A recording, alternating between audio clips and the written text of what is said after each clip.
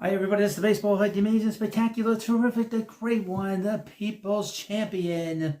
Your host, and welcome back to the Baseball Hood. And of course, hopefully subscribe and like this video. We're going to talk about the Mets roster. And of course, tomorrow is baseball.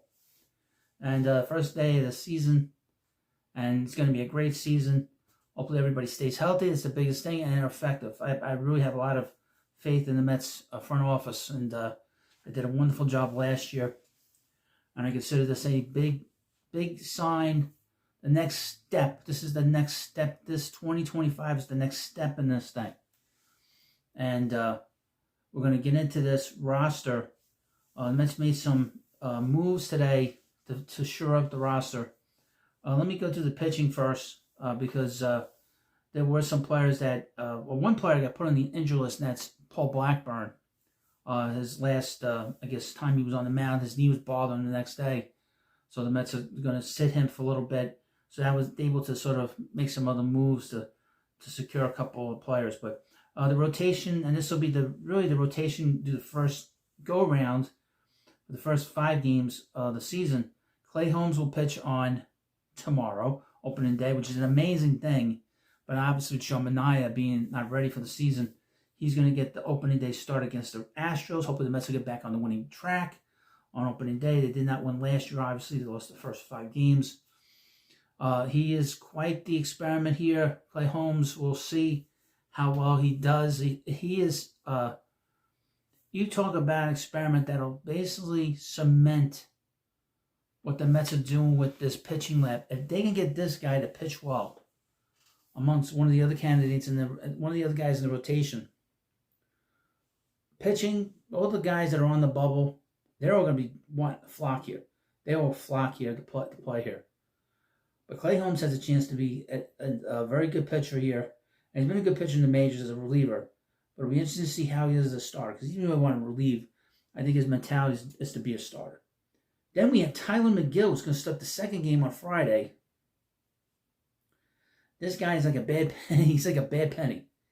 You never know when he's going to show up, how he's going to arrive, but he always makes the opening day start. He may pitch, and he'll pitch great in April. But then when May comes around, although tomorrow, Saturday, Friday is March, I would mention. Then on Sunday, and the Mets play Thursday, Friday, and Saturday. Originally it was Thursday, Friday, Saturday, and Sunday. They're off on Sunday. But Tyler McGill will go on Saturday. We'll see how he does against the Astros. The first 3 games against the Astros. And then Griffin Canning, we'll get a chance to see him for the first time starting for the Mets in a regular season game. He's going to be very interesting. Like I said, he's one of these guys that is, he could be a pitching lab success story. We'll see. He's had quite a few years in the majors, and he's not pitched well. But he's been a guy that's been very highly regarded in the minor league system, and he was a #1 pick for the Angels years ago. Then we have David Peterson. He'll start the first game in Miami on Monday.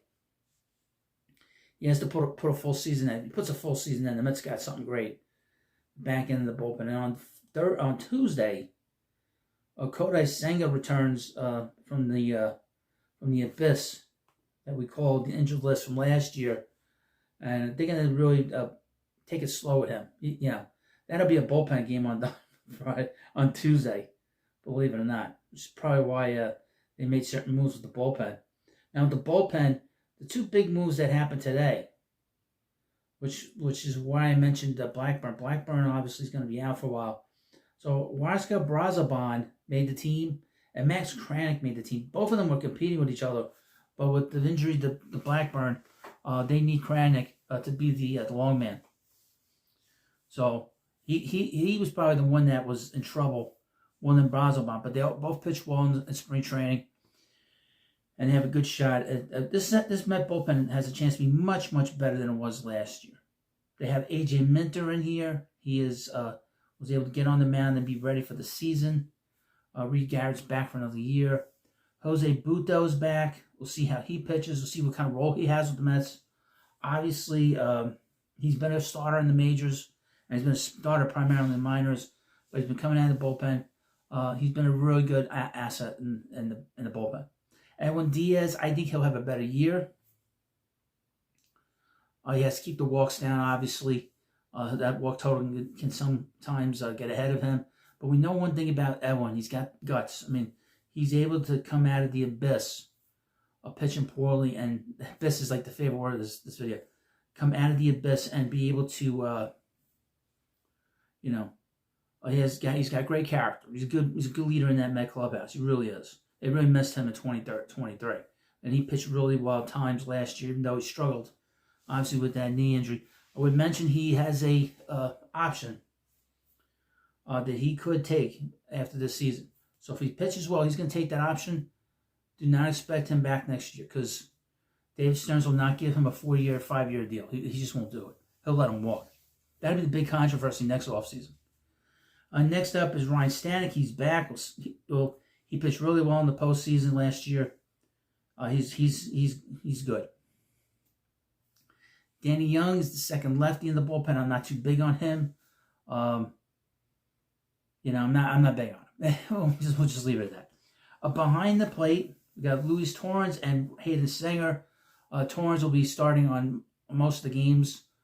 Francisco Alvarez being on the injured list. Hopefully he'll be back by the beginning of May sometime with that broken hamate in his hand. And Hayden Singer's the big story in camp. This is a guy that was working in Whole Foods, and now he's on a Major League roster. Mets drafted him in 2018 by the Brody Van Wagenen Mets. I think he might be the last guy from that draft. That predates Brett Beatty. That predates Matt Allen, amazingly. But he has a shot to be a Major League player. I would assume that he'll start in the first series, probably the third game against the Astros, and probably play in the series against the Marlins. Then with the infield, okay, the Mets made a move later in the afternoon that secures some spots. But of course, we got the great Pete Alonso back at first base. I expect him to have a very good year this year. I really do. A much more solid year, a much more confident year. Then we have Brett Beatty, who's going to be pretty much the everyday second baseman. Don't know if he's going to be starting opening day, but he's going to be playing a lot. The Mets are going to give him one final shot at this thing. They really are. This is all, of course, until Jeff McNeil comes back. Francisco Lindor, of course, finished second in the MVP voting. Defense is great. Expect a very good, solid year from him. Mark Vientos come back. We need to see him do it again from what he did last year. I love the kid. He's got a great swing. His defense got much better from last year than it was the year before. So really it's about him playing. And his value with the Mets is much higher if he's a third baseman than if he's a first baseman. And I'm glad that Alonso came back and he didn't have to learn a new position at first. Although he did play a little bit first in spring training. And then the move that was made late today, they waited a long time to make this announcement. I don't think they really made the announcement. But he was informed, Luis Angel Acuna was informed later in the day after the other moves were announced, the last moves, that he's going to be here. I guess the Mets were trying to make a move and they were trying to get a right-handed hitting infielder in here, but they couldn't find anybody, I guess. They couldn't make a deal. Or couldn't make any move. There wasn't anybody on the waiver wire that they liked. So they told him he's going to be part of the club. Now, the thing about him, the Mets didn't seem to be too particularly happy with his attitude. Not that it's a bad attitude, but he was bored. No sense of urgency in spring training, no sense of urgency in the minors from what they said last year. And the fact that Francisco Lindor mentioned it over the last few days tells you that the Mets are very concerned about that attitude, sense of urgency. Then finally the outfield, you pretty much know who that's going to be. The great Juan Soto is in right field. There's nothing really. He's one of the great impact players in the game. He would completely transform this lineup. I've been begging the Mets for 5-6 years, really since Steve Cohen took over, that they needed another hitter in here, another elite hitter, to really transform this lineup into a big-time machine. And they have that now with him. He never gets hurt. Knock on wood. Knock on wood. He never gets hurt. He's always out there. Keep an eye on that left elbow. He had issues with that left elbow last year with the Yankees. I remember there was a little concern for a couple of days there in the middle of the season that he might go on the injured list, but then he was able to get past it. But we have to keep an eye on that going forward. Brandon Nimmo, his knee is better. He hit a home run in the last game of the spring training. He's ready to go, ready to go. I would DH him a lot just to get him off his feet. In center field, the Mets are going to play Jose Siri and Tyrone Taylor, two very good defensive players. Siri has power, but he's not a very good hitter. Tyrone Taylor is a winning player and a very good player. I really like him a lot. He gets a lot of big clutch hits. Starlin Marte, a guy who's going to be on the bench. He's way past his prime. He's 36 years old. Doesn't have to play every day. Hopefully the Mets can keep him healthy. Let's keep him healthy, and he's able to get on the field. He'll put up very good numbers for the amount of times that he'll be getting up at the plate.